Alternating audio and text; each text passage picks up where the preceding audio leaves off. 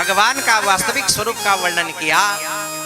भगवान का वास्तविक स्वरूप क्या है? सत्य स्वरूप। भगवान का वास्तविक स्वरूप क्या है? सत्य स्वरूप। तो सज्जनों, कहा जो सत्य है, जो कभी अविनाशी नहीं है, जो कभी जन्म नहीं लेते हैं, जो किसी के गर्भ में नहीं आते हैं, ऐसे भगवान कहाँ रहते हैं, क्या करते हैं? आपने कभी भगवान को देखा है? किसी ने? माताओं कभी भगवान को देखा है? तो किसका, जब आंख बंद करके आप ध्यान करते हैं तो किसका ध्यान करते हैं? तो भगवान तो आपने कभी देखा ही नहीं, तो ध्यान किसका करते हैं? तो भगवान के उसी स्वरूप का वर्णन बताया। तो भगवान सज्जनों कहा जन्माद्यस्यतोऽन्वयादितरित, का वो परम ब्रह्म परमात्मा कभी किसी के गर्भ में नहीं आता है। वो परमात्मा का प्राकट्य होता है, अवतार होता है। और अवतार होते हुए कैसे हैं? तो कायतोऽन्वयादितरित, आपसे वो परमात्मा दूर भी है और आपसे पास भी है।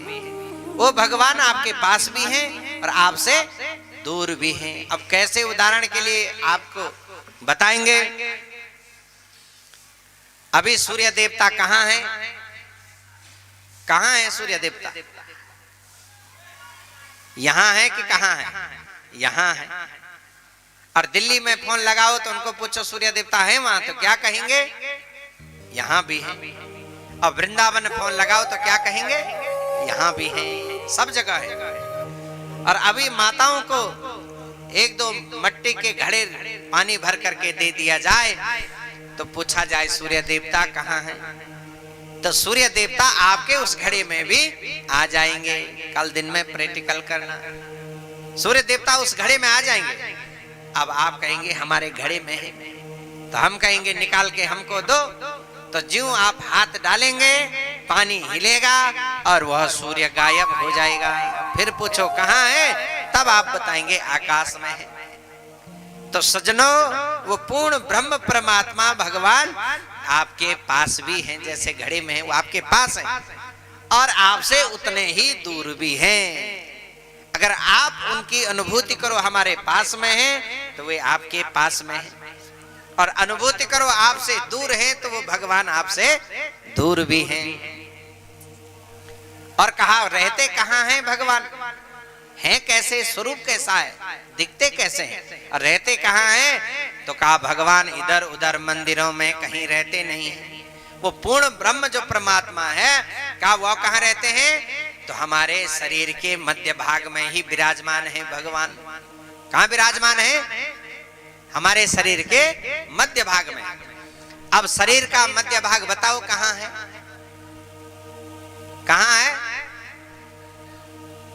तुम्हारा क्या नाम है? धनंजय। अब बताओ, स्कूल में पढ़ा रहे, कह रहे शरीर का मध्य भाग यहाँ है। यहाँ कहाँ से है? गंगेश्वर जी, कहाँ है शरीर का मध्य भाग? छाती में। माताओं, शरीर का मध्य भाग हृदय। तो शरीर का मध्य भाग है नाभि। कहाँ है?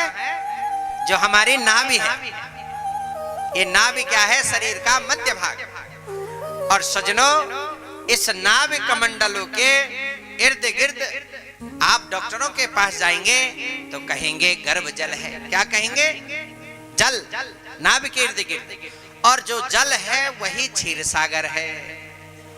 जो नाभि के इर्द गिर्द जो जल है वही क्षीर सागर है।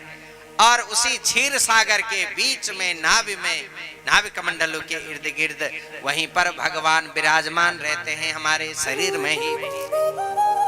लेकिन है कैसे? तो भगवान प्रकाशमय है। भगवान का स्वरूप कैसा है?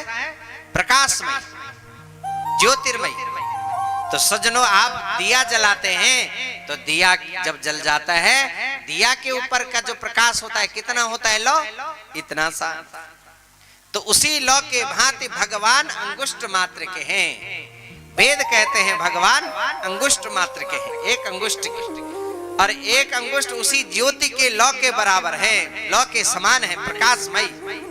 लेकिन वह प्रकाश नीला है।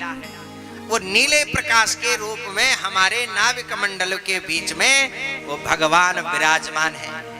अब बड़े बड़े जो अमलात्मा ऋषि मुनिंद्र हैं, बद्रीनाथ केदारनाथ की गुफाओं में तप कर रहे हैं, बनारस की गुफाओं में, तो वे ऋषि मुनिगण आंख बंद करके अपने में ही समाधिष्ट हो जाते हैं, अपने में ही अंतर्मुखी हो जाते हैं। वो बाहर नहीं भगवान को देखते हैं। कहां देखते हैं?